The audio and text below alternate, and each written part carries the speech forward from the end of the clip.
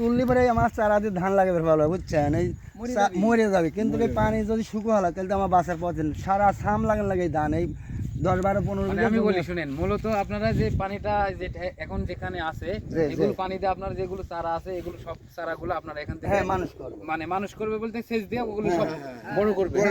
এখন যদি এই পানিটা যদি আপনারা তুলে ফেলে দেন বা অন্য কোথাও যদি নষ্ট হয়ে যায় তাহলে এগুলো আপনাদের বাঁচানো খুব রিস্ক হয়ে যাবে।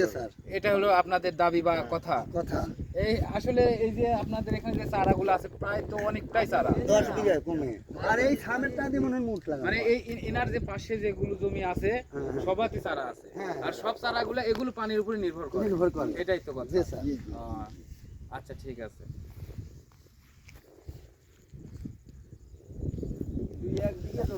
আপনারা 4000 বিঘার মতন জমিতে এই চারা দিয়ে আপনারা আবাদ করেন, আর এগুলোর জন্য এই পানিটা আপনাদের অত্যন্ত দরকার।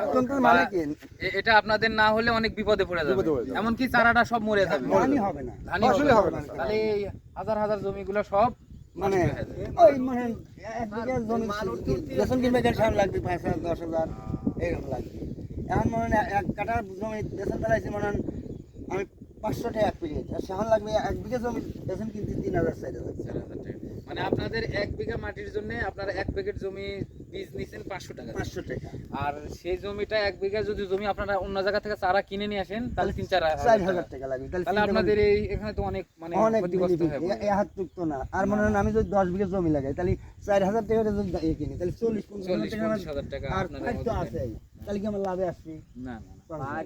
আর মেইন বিষয় এই আমাদের এই চুলায় পানি থাকলে আমাদের সাধারণ জনগণের সুবিধা হয়। আবার মনে হয় যেখানে একটা গাছগুলো হয়েছে, গাছ ছাঁচা লাগে, সবকিছুতে আমাদের সমস্যা হয়। কিন্তু এই যে গরুর গাছ বোনা হয়েছে, এই গাছগুলো মনে হয় যে এই চুলার পানিতে সার দিতে হয়, সার দিতে হয়।